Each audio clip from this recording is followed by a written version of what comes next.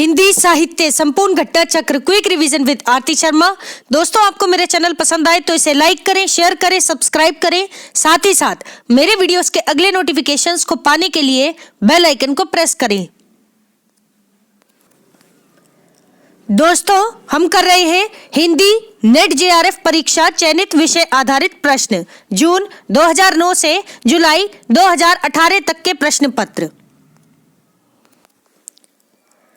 दोस्तों, हम कर रहे हैं जुलाई 2016 का द्वितीय प्रश्न पत्र, तो जिसमें हम देखेंगे अगले प्रश्न, गौर करेंगे। दोस्तों, प्रश्न शुरू करने से पहले मैं आपसे कहूंगी, अगर आपको मेरा चैनल नहीं मिलता है तो आप सर्च करें हिंदी साहित्य विद आरती शर्मा, हिंदी साहित्य विद आरती शर्मा, और चैनल पर जाके सभी प्लेलिस्ट देख लें। शुरुआती प्लेलिस्ट थोड़ी सी गड़बड़ी हो सकती है, मतलब कंटेंट ठीक से शो नहीं होगा आपको, ठीक, लेकिन बाद की जो प्लेलिस्ट है जैसे घटना चक्र की, रामबाण संकलन की, ठीक है, तो आप देखें वे सही है, ठीक है। अदरवाइज जो नेट क्वेश्चन पेपर की जो अभी वीडियोस आ रही हैं वो आपको ठीक ठाक मिलेंगी, ठीक। और कल ही का जो वीडियो है उसमें लास्ट में क्या हुआ कि थोड़ा सा मैंने पूरा रिकॉर्ड किया, लेकिन पता नहीं क्या हुआ कि वीडियो पूरी तरह से रिकॉर्ड नहीं हुआ, तो जहां से वीडियो छूटा है मैं वहीं से प्रश्न शुरू कर रही हूं। तो चलिए देखते हैं अपने अगले प्रश्न, गौर करेंगे। दोस्तों, हमारा प्रश्न है क्या, प्रकाशन वर्ष के अनुसार फणीश्वर नाथ रेणु के उपन्यासों का सही अनुक्रम क्या है। तो जरा ध्यान देंगे, मैं बात कर रही थी एक ट्रिक पर, मैंने अपने टाइम में एक ट्रिक बनाई थी दोस्तों, फणीश्वर नाथ रेणु जी के उपन्यासों को याद करने के लिए। तो ट्रिक है दीर्घ पर, अच्छा ट्रिक है कुछ इस तरह से है, मैल पर दीर्घ तपा, मैल पर दीर्घ तपा कितने पलटू राम, कितने पलटू राम। तो दोस्तों ये ट्रिक है, ठीक है। इनकी जो ये रचनाएं हैं उनके आगे के कीवर्ड्स को लेकर मैंने ये ट्रिक बनाई थी, आपको अच्छी लगे तो रखना, अदरवाइज स्किप कर देना, ठीक है। अब बात करते हैं इनकी रचनाओं की, किसकी, फणीश्वर नाथ रेणु जी की रचनाओं की, यानी उपन्यासों की। तो देखते हैं इनका उपन्यास परती परी कथा कब आया, 1957 ईस्वी में, 1957 ईस्वी में। वहीं इनका एक मोस्ट इंपॉर्टेंट उपन्यास है मैला आंचल, कब आया दोस्तों, 1954 में, आंचलिक उपन्यास है, ठीक है। ध्यान रखेंगे मैला आंचल के बारे में सभी जानकारी आप पता कर लें अपनी किताबों से, ठीक। तो चलिए देखते हैं इनके अगले उपन्यास कौन से, परती परी कथा 1957 ईस्वी, फिर है दीर्घ तपा 1964 ईस्वी, फिर है जुलूस, कौन सा, जुलूस कब आया, 1965 ईस्वी में, फिर आया उपन्यास पलटू बाबू रोड, पलटू बाबू रोड कब आया, 1979 ईस्वी में, 1979 ईस्वी, ठीक है। ध्यान रखेंगे। अब जरा एक बार फिर से सुने, सबसे पहले इनका उपन्यास परती परी कथा 1957 ईस्वी, फिर है दीर्घ तपा 1964 ईस्वी, फिर है जुलूस 1965 ईस्वी, फिर है पलटू बाबू रोड 1979 ईस्वी, 1979 ईस्वी। याद रखेंगे दोस्तों फणीश्वर नाथ रेणु जी के उपन्यासों को, ठीक है। इनकी एक कहानी है, जरा ध्यान दें, ठेस, कौन सी, ठेस कहानी किसकी है, फणीश्वर नाथ रेणु जी की। साथ में एक और है तीसरी कसम, जो जिसका उर्दू नाम है मारे गए उल्फाम, मारे गए गुलफाम, ठीक है। ध्यान रखेंगे, दोनों ही बहुत इंपॉर्टेंट इनकी कहानियां हैं, ठीक। अब जरा ध्यान दें अगले प्रश्न पर, रमेश चंद्र शाह, रमेश चंद्र शाह के उपन्यासों का सही क्रम क्या है। तो ध्यान दें इनका उपन्यास है गोबर गणेश, बहुत बार पूछा गया है, गोबर गणेश किसका, रमेश चंद्र शाह का उपन्यास, कब आया, 1978 ईस्वी में, 1978 ईस्वी में। फिर आया इनका उपन्यास किस्सा गुलाम, किस्सा गुलाम 1986 ईस्वी में, 1986 ईस्वी में आया हुआ उपन्यास है किस्सा गुलाम। फिर आया उपन्यास पूर्वा पर, कौन सा, पूर्वा पर 1990 ईस्वी में, 1990 ईस्वी में, फिर है दोस्तों विनायक, कौन सा?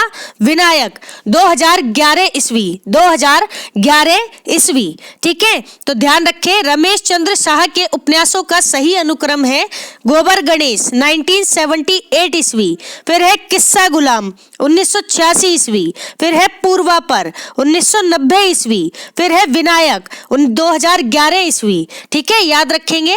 देखते हैं अगला प्रश्न। अगला प्रश्न है, ध्यान दें, क्या है? प्रकाशन वर्ष के अनुसार उषा प्रियमवदा के उपन्यासों का सही क्रम क्या है?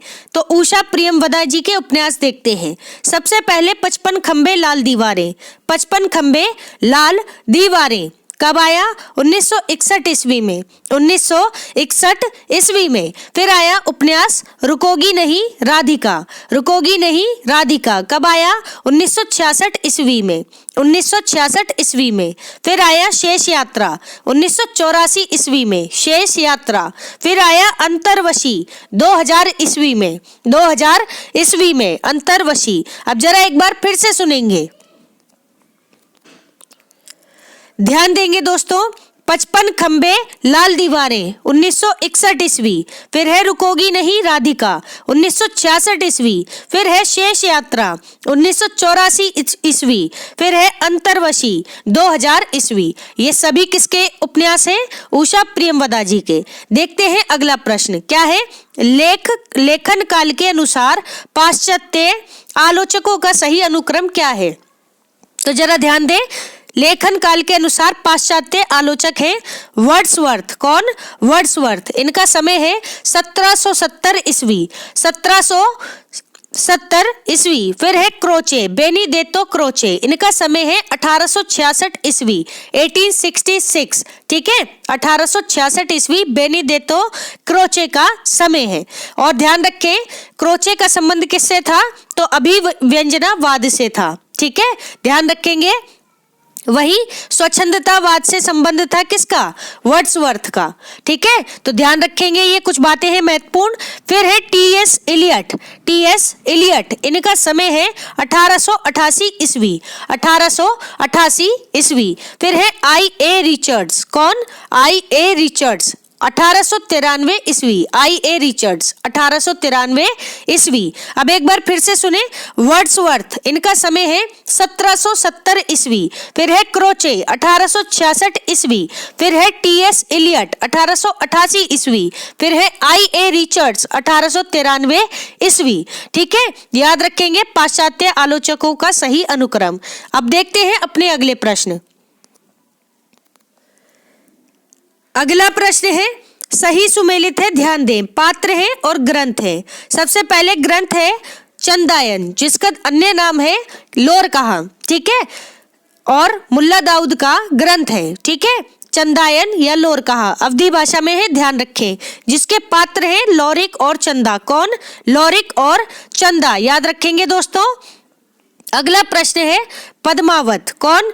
पद्मावत किसकी रचना है पद्मावत? तो ध्यान रहे मलिक मोहम्मद जायसी की रचना है पद्मावत, जिसकी पात्र है नागमती। कौन? नागमती। अन्य पात्र हैं रत्नसेन और रानी पद्मावती। ठीक है, ध्यान रखें। फिर है बीसल देव रासो। बीसल देव रासो को दोस्तों 12 मासा भी कहा जाता है, क्योंकि इसमें 12 मासा का वर्णन सबसे पहले मिला है। और किसकी रचना है? नरपति नाहले की। नरपति नाहले की रचना है बीसल देव रासो। ठीक है, जिसकी पात्र है राजमती। कौन? राजमती, याद रखेंगे। फिर है कल्लोल या कुशल लाभ, दोनों नाम मिलते हैं, दोनों नाम याद रखने हैं आपको। ठीक है, तो कल्लोल या कुशल लाभ की रचना है डोला मारूरा दूहा। कौन? डोला मारूरा दूहा। तो जिसकी पात्र है कौन? मारवणी। मारवणी इसकी पात्र है। ठीक है, तो ध्यान रखेंगे। सबसे पहले देखते हैं चंदायन, जिसकी पात्र है चंदा। फिर है पद्मावत, जिसकी पात्र है नागमती। फिर है बीसल देव रासो, जिसकी पात्र है राजमती। फिर है डोला मारूरा दूहा, जिसकी पात्र है मारवणी, याद रखेंगे। अगला प्रश्न है, ध्यान दें, रचनाकार है और आश्रयदाता राजा है। तो सबसे पहले देखते हैं चंद्रबरदाई। चंद्रबरदाई ठीक है, जो कि पृथ्वीराज चौहान के समकालीन और उनके अंतरंग मित्र भी थे। ठीक है, इन्होंने रचना की थी किसकी? पृथ्वीराज रासो की, जो कि 69 सर्गों में है। ठीक, अब जरा ध्यान दें, ये किसके आश्रय कवि थे? तो ध्यान रखना, पृथ्वीराज चौहान के। ठीक है, तो आश्रय कवि थे पृथ्वीराज चौहान के। फिर है कवि बिहारी लाल। कौन? कवि बिहारी लाल। ठीक है, ये किसके आश्रय कवि थे? तो ध्यान रहे, महाराजा सवाई जयसिंह। ठीक है, जयपुर के राजा थे महाराजा सवाई जयसिंह, जिसके आश्रय कवि थे बिहारी लाल। फिर है जागनिक। ठीक है, और बिहारी की रचना कौन सी है? बिहारी सतसई, एकमात्र इनकी रचना है। फिर है जागनिक। जागनिक की रचना है परमाल रासो। ठीक है, ध्यान रखना। ठीक, और ये किसके आश्रयदाता थे? तो आश्रय कवि थे, तो ध्यान रखना, परमाल के। ठीक है, परमाल के, महाराजा परमाल के आश्रय कवि थे जागनिक, ध्यान रखेंगे। फिर है कवि भूषण। कौन? कवि भूषण, जिनका वास्तविक नाम था दोस्तों घनश्याम। क्या था? घनश्याम, याद रखेंगे। ठीक, तो कवि भूषण किसके आश्रय कवि थे? तो ध्यान रखना, महाराजा छत्रसाल के। किसके? छत्रसाल के। साथ में एक और आश्रयदाता थे इनके। कौन? महाराजा शिवाजी राज। कौन? महाराज शिवाजी राज और छत्रसाल, इन दोनों के यहाँ आश्रय कवि के रूप में रहे थे कवि भूषण। तो ये इनके आश्रयदाता हैं। ठीक है, याद रखेंगे। और इन्हीं के नाम से इन्होंने अपनी रचनाएं भी लिखी हैं। वीर और औजपूर्ण काव्य रचनाएं इनकी मिलती हैं। किसकी? कवि भूषण की। ठीक है, तो ध्यान रखना। अब जरा ध्यान दे फिर से एक बार, पृथ्वीराज चौहान, इनके आश्रय कवि थे चंद्रबरदाई। महाराजा सवाई जयसिंह, इनके आश्रय कवि थे कवि बिहारी लाल। फिर थे परमाल, महाराजा परमाल। ठीक है, इनके आश्रय कवि थे जागनिक। फिर है छत्रसाल और महाराज शिवाजी राज। ठीक है, शिवाजी। ठीक है, जिनके रचनाकार कौन थे? तो कवि भूषण, याद रखेंगे दोस्तों। रीतिकालीन कवि हैं ये सभी। सॉरी, रीतिकालीन नहीं, आदिकालीन कवि हैं। आदिकालीन कवि हैं, ध्यान रखेंगे। दोस्तों देखते हैं अगला प्रश्न। इससे पहले, इसे शुरू करने से पहले मैं आपसे एक बात कहूंगी। मैं जो भी वीडियोस अपलोड करती हूं दोस्तों, ठीक है, तो आप जो लोग भी देख रहे हैं, स्टडी कर रहे हैं, अगर किसी भी तरह की उसमें वीडियो अधूरा है, ठीक है, या फिर आवाज नहीं आ रही है, कोई भी प्रॉब्लम है, कंटेंट ठीक से शो नहीं हो रहा है, तो प्लीज कमेंट बॉक्स में बता दिया करें। ठीक है, हेल्पफुल वीडियो है, अच्छी बात है, लेकिन क्वालिटी डाउन नहीं होनी चाहिए।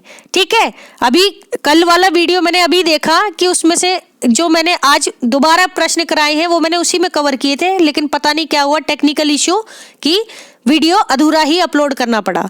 ठीक है, तो इस तरह की अगर कुछ समस्याएं हैं तो प्लीज मुझे बता दिया करें, ताकि मैं समय रहते उसको मैं रिकवर कर लूँ प्रॉब्लम्स को। ठीक है, तो ध्यान रखना इस बात को। मैं कम से कम एक दिन वीडियो तो अपने फोन में रखती हूँ, उसके बाद डिलीट करती हूँ। ठीक है, तो जरा ध्यान रखना इस बात का। ठीक, तो चलिए देखते हैं अगला प्रश्न, गौर करेंगे। प्रश्न है, काव्य कृति है और कवि है। तो काव्य कृति मुक्ति प्रसंग, कौन सी? मुक्ति प्रसंग किसकी है? राजकमल चौधरी की। राजकमल चौधरी की काव्य कृति है मुक्ति प्रसंग। फिर है दोस्तों काव्य कृति खुशबू के शिलालेख। किसके? खुशबू के शिलालेख। किसके है ये? किसकी काव्य कृति है? भवानी प्रसाद मिश्र जी की। भवानी प्रसाद मिश्र जी की काव्य कृति है खुशबू के शिलालेख। ठीक है, ध्यान रखेंगे। फिर है अगली काव्य कृति कौन सी? अनुभव के आकाश में चांद। अब अनुभव के आकाश में चांद किसकी है? लीलाधर जगुड़ी की कृति है। लीलाधर जगुड़ी की कृति है अनुभव के आकाश में चांद। फिर है दोस्तों रेणुका। कौन सी काव्य कृति? रेणुका। ठीक है, ध्यान रखें किसकी है? रामधारी सिंह दिनकर की। रामधारी सिंह दिनकर की काव्य कृति है रेणुका। अब जरा एक बार फिर से सुने।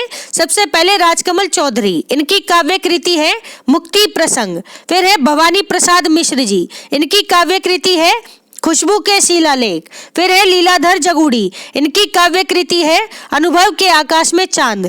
फिर है रामधारी सिंह दिनकर जी, इनकी काव्य कृति है रेणुका। ध्यान रखेंगे। अगला प्रश्न है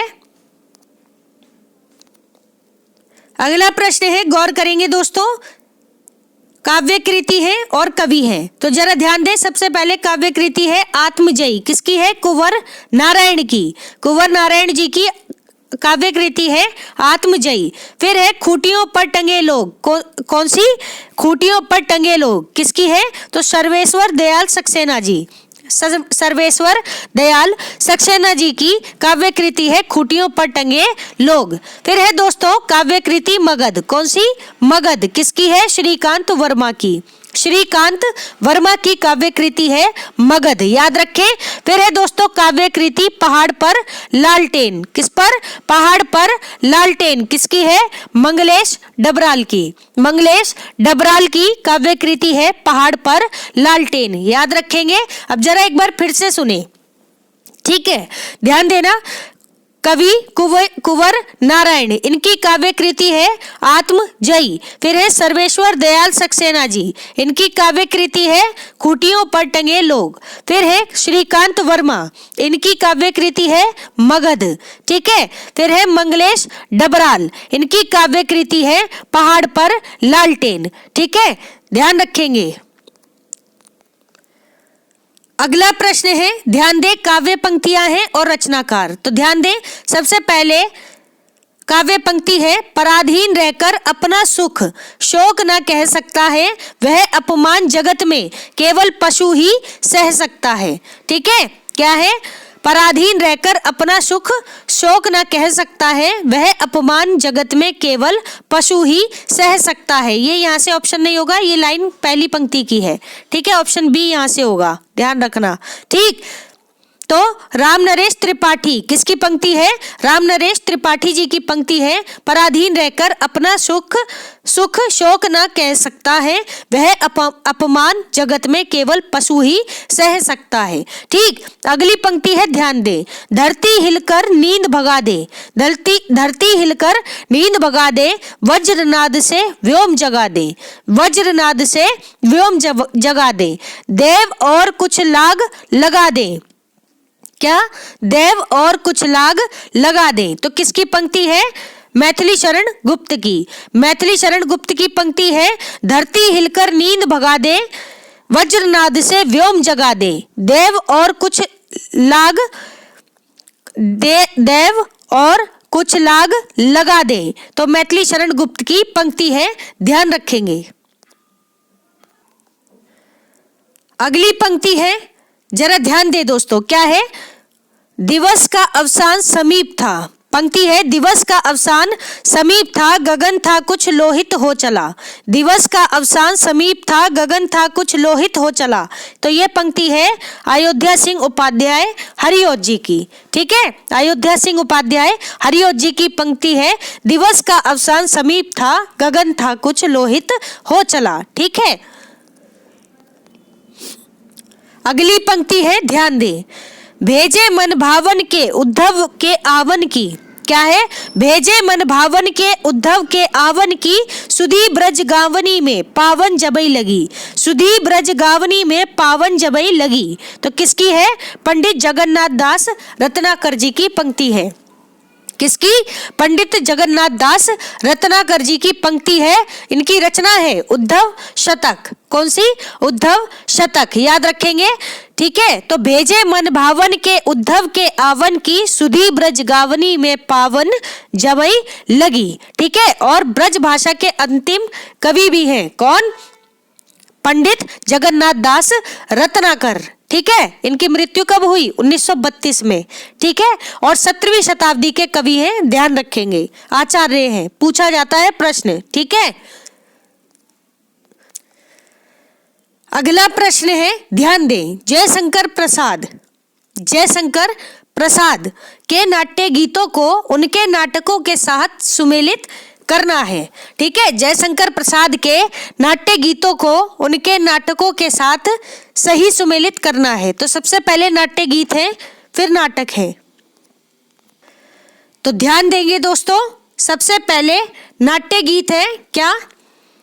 आह आह वेदना मिली विदाई, मैंने भ्रमवश जीवन संचित मधुकरियों की भीख लुटाई।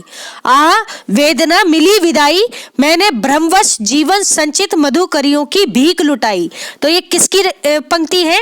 ध्यान रहे स्कंदगुप्त की। स्कंदगुप्त की पंक्ति है दोस्तों, आह वेदना मिली विदाई, मैंने भ्रमवश जीवन संचित मधुकरियों की भीख लुटाई। ठीक है, ध्यान रहे जयशंकर प्रसाद जी का नाटक है स्कंदगुप्त।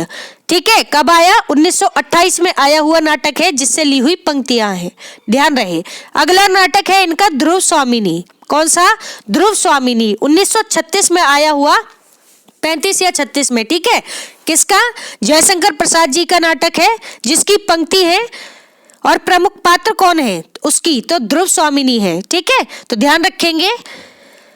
फिर है और चंद्रगुप्त स्कंदगुप्त भी है उसमें, तो ध्यान रखेंगे। शकराज भी है एक। ठीक है, तो ध्यान रखें ये सभी पात्र हैं। बाकी पंक्ति है, ध्यान दे। यौवन तेरी चंचल छाया, इसमें बैठ घूंट भर पी लूं, इसमें बैठ घूंट भर पी लूं, जो रस तू है लाया। यौवन तेरी चंचल छाया, इसमें बैठ घूंट घूंट भर पी लूं, जो रस तू है लाया।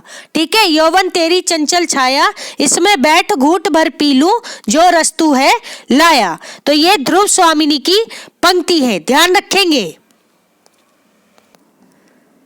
अगला प्रश्न है, ध्यान दें। कैसी कड़ी रूप की ज्वाला, कैसी कड़ी रूप की ज्वाला, पड़ता है पतंग सा इसमें, मन होकर मतवाला। कैसी कड़ी रूप की ज्वाला, पड़ता है पतंग सा इसमें, मन होकर मतवाला। तो ध्यान रखें चंद्रगुप्त। चंद्रगुप्त नाटक से ली गई पंक्तियां हैं। किसका नाटक है? चंद्रगुप्त। तो ध्यान रहे जयशंकर प्रसाद जी का नाटक है चंद्रगुप्त, जिससे ली गई पंक्तियां हैं। कैसी कड़ी रूप की ज्वाला, पड़ता है पतंग सा इसमें, मन होकर मतवाला। याद रखें। अगला प्रश्न है, पंक्ति है, प्रश्न वही है, पंक्ति है, जरा ध्यान दे। नाटक अजातशत्रु कब आया? 1922 में। किसका है? जयशंकर प्रसाद जी का। ठीक है, जयशंकर प्रसाद का नाटक है अजातशत्रु, 1922 में आया हुआ नाटक है, जिसकी पंक्ति है, स्वर्ग है नहीं दूसरा और, क्या है? स्वर्ग है नहीं दूसरा और, सज्जन हृदय परम करुणा में यही एक है ठौर। सज्जन हृदय परम करुणा में यही एक है ठौर। तो ये किसकी पंक्ति है? नाटक अजातशत्रु की। अजातशत्रु से ली गई पंक्तियां हैं। स्वर्ग है नहीं दूसरा और, सज्जन हृदय परम करुणा में यही एक है ठौर। ठीक है, ध्यान रखें। अगला प्रश्न है दोस्तों, अगला प्रश्न है, ध्यान दें। सही सुमेलित है निबंध संग्रह, निबंध संग्रह है और लेखक है। तो गौर करें, सबसे पहले निबंध संग्रह है आस्था और सौंदर्य। आस्था और सौंदर्य किसका है? रामविलास शर्मा का निबंध संग्रह है, रामविलास शर्मा का। ठीक है, और रामविलास शर्मा क्या है? मार्क्सवादी आलोचक है। ठीक है, ध्यान रखेंगे, प्रगतिवादी कवि है, मार्क्सवादी आलोचक है। कौन? रामविलास शर्मा। ठीक, ध्यान दें, इनका निबंध है आस्था और सौंदर्य। अब देखते हैं अगला निबंध संग्रह, अपनी अपनी बीमारी। कौन सा? अपनी अपनी बीमारी। क्या है? इसके लेखक कौन है? हरिशंकर परसाई जी। हरिशंकर परसाई जी, इनका निबंध संग्रह है अपनी अपनी बीमारी। बहुत ही बड़े व्यंग्य निबंधकार रहे हैं, व्यंग्यकार रहे हैं हरिशंकर परसाई जी। इनका एक निबंध और है, कौन सा? विकलांग श्रद्धा का दौर और ठिठुरता हुआ गणतंत्र। ठीक है, तो ध्यान रखेंगे, इंपॉर्टेंट है। फिर है दोस्तों यहाँ पर एक और निबंध संग्रह, कौन सा? कला का जोखिम। कला का जोखिम किसका है? तो ध्यान रखें, निर्मल वर्मा का। निर्मल वर्मा जी का निबंध संग्रह है कला का जोखिम। ठीक है, याद रखेंगे। इसके अलावा निर्मल वर्मा की कहानी है, कौन सी? परिंदे। परिंदे। तो दोस्तों याद रखें, निर्मल वर्मा की कहानी परिंदे। ठीक है, बहुत ही चर्चित कहानी है परिंदे, याद रखेंगे। फिर है दोस्तों कौन? अगला निबंध संग्रह कौन सा? तमाल के झरोखे से। तमाल के झरोखे से। ठीक है, विद्यानिवास मिश्र जी। विद्यानिवास मिश्र जी का निबंध संग्रह है तमाल के झरोखे से। ठीक है, और एक और है, याद रखें, शिरीष की याद आई, शिरीष की याद आई, ये भी इनका निबंध संग्रह है। किसका? विद्या निवास मिश्र जी का। अब जरा एक बार फिर से सुने, रामविलास शर्मा का निबंध संग्रह आस्था और सौंदर्य। फिर है हरिशंकर परसाई जी, इनका निबंध संग्रह है अपनी अपनी बीमारी। फिर है निबंध संग्रह निर्मल वर्मा का कला का जोखिम। फिर है विद्या निवास मिश्र जी का निबंध संग्रह तमाल के झरोखे से। ठीक है, अगला प्रश्न देखते हैं। अगला प्रश्न है, ध्यान दें, सही सुमेलित है, उपन्यास है और चित्रित गांव है। तो सबसे पहले उपन्यास है राग दरबारी। किसका है? ये श्रीलाल शुक्ल जी का उपन्यास है। श्रीलाल शुक्ल जी का उपन्यास है राग दरबारी, जिसमें चित्रित गांव है शिवपालगंज। ठीक है, शिवपालगंज याद रखें। फिर है राही मासूम रचा का उपन्यास, कौन सा? आधा गांव। कौन सा? आधा गांव, राही मासूम रजा। ठीक है, जिसमें चित्रित गांव है कौन सा? गंगौली। गंगौली चित्रित गांव है आधा गांव उपन्यास में। ठीक, और राही मासूम रजा का ही की दो रचनाएं हैं, कौन कौन सी? एक है टोपी शुक्ला और दूसरी रचना है कटरा बी आरजू। कटरा बी आरजू किसकी है? राही मासूम रजा की रचनाएं हैं, बहुत ही इंपॉर्टेंट है, ध्यान रखेंगे। फिर है दोस्तों फणीश्वर नाथ रेणु जी का उपन्यास मैला आंचल। कौन सा? मैला आंचल। कब आया? 1954 ईस्वी में। कैसा उपन्यास है? आंचलिक उपन्यास है, जिसमें चित्रित गांव कौन सा है? तो ध्यान रखें, मेरी गंज। मेरी गंज। ठीक है, कंफ्यूज मत होना। राग दरबारी श्रीलाल शुक्ल जी का उपन्यास है, जबकि मैला आंचल किसका उपन्यास है? फणीश्वर नाथ रेणु जी का। ठीक है, और इसके गांव कौन कौन से हैं? राग दरबारी का गांव है शिवपालगंज, जबकि मैला आंचल का गांव है चित्रित गांव मेरीगंज। अलग अलग उपन्यास है, कंफ्यूज मत होना बिल्कुल भी। ठीक है, अब जरा ध्यान दें, प्रेमचंद का उपन्यास है गोदान। कौन सा? गोदान। ठीक, ध्यान रखेंगे, इनका अंतिम उपन्यास भी है प्रेमचंद का गोदान। ठीक, और इनका अधूरा उपन्यास प्रेमचंद का कौन सा है? तो ध्यान रहे, मंगल सूत्र। मंगल सूत्र। ठीक है, ध्यान रखें। और प्रेमचंद के नाम से उनकी पत्नी शिवरानी देवी ने एक आत्मकथा भी लिखी है दोस्तों, जिसका नाम है क्या? तो ध्यान रखें, प्रेमचंद घर में। प्रेमचंद घर में याद रखेंगे, ये बहुत ही इंपॉर्टेंट बातें आपको बता रही हूँ। ठीक है, एक्स्ट्रा ये मत समझना कि आपका टाइम वेस्ट हो रहा है, यहीं से प्रश्न बनेंगे, ये बात याद रखें। ठीक, तो ध्यान दें, गोदान। गोदान क्या है? गोदान में चित्रित गांव है बेलारी। कौन सा? बेलारी। याद रखेंगे, 1936 में आई हुई रचना है गोदान। ठीक, तो ध्यान दें, सबसे पहले अब जरा एक बार फिर से देखें, गौर करेंगे दोस्तों, शिवपालगंज। ठीक है, इसका उपन्यास है कौन सा? शिवपालगंज। किसका चित्रित गांव है? तो ध्यान रखें, राग दरबारी उपन्यास का। फिर है गंगौली। गांव गंगौली किस उपन्यास का चित्रित गांव है? आधा गांव का। आधा गांव का। ठीक है, फिर है मेरीगंज। मेरीगंज किस उपन्यास का गांव है? तो ध्यान रखें, मैला आंचल। देखो, माँ से मैला आंचल, माँ से मेरीगंज। माँ से मैला आंचल, माँ से मेरीगंज। ठीक है, ध्यान रखेंगे। अब ध्यान दे, गोदान। गोदान रचना है। ठीक है, गोदान का चित्रित गांव क्या है? बेलारी। गोदान का चित्रित गांव है बेलारी, याद रखें। अगला प्रश्न है, ध्यान दें, संप्रदाय है और आचार्य है। सबसे पहले संप्रदाय है औचित्य संप्रदाय, जिसके आचार्य हैं आचार्य क्षेमेंद्र। ठीक है, और 11वीं शताब्दी के आचार्य हैं आचार्य क्षेमेंद्र, ध्यान रखें।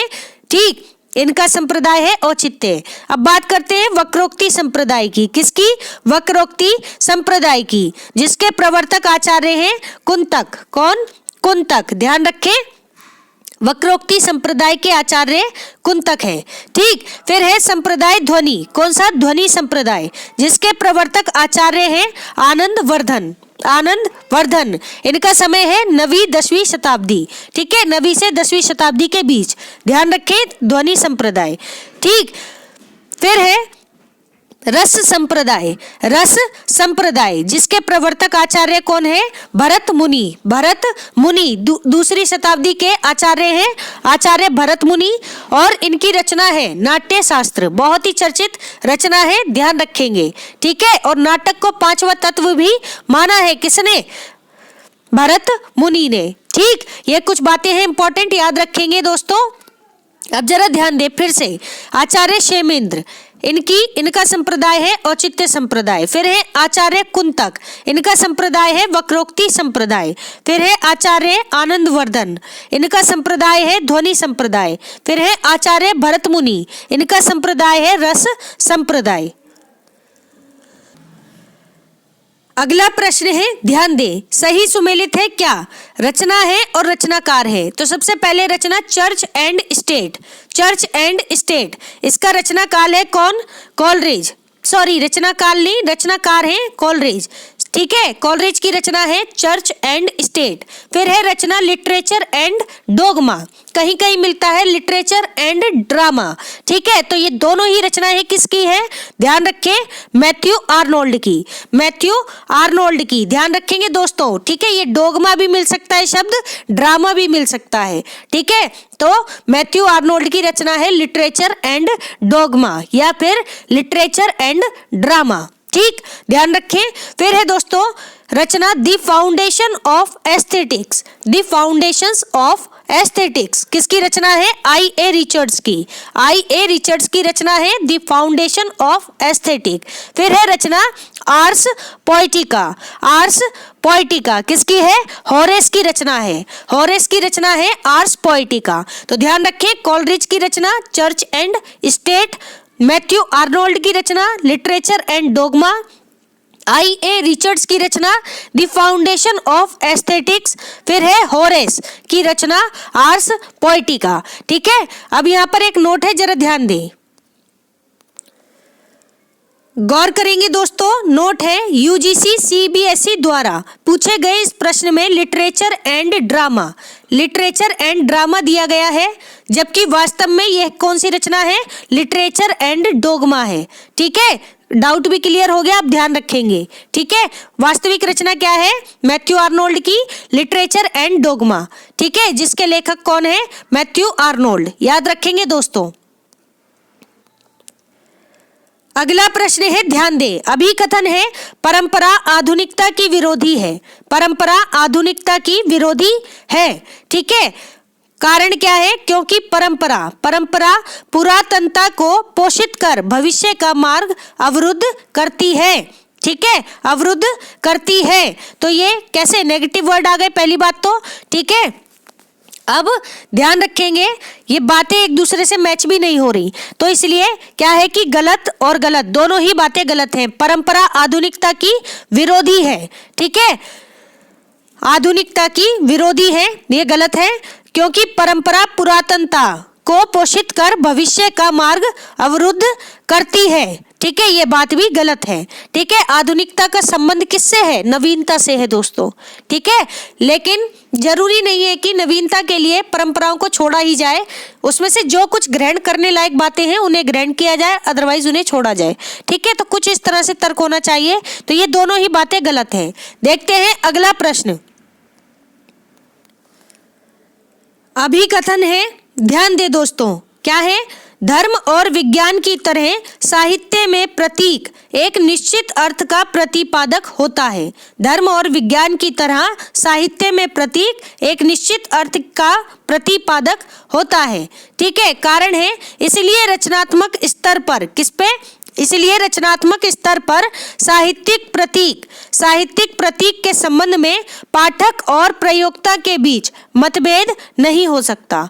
इसीलिए रचनात्मक स्तर पर साहित्यिक प्रतीक के संबंध में पाठक और प्रयोक्ता के बीच मतभेद नहीं हो सकता। तो ए सही और आर सही दोनों ही सही है। ए सही और आर सही दोनों बातें सही हैं, याद रखेंगे।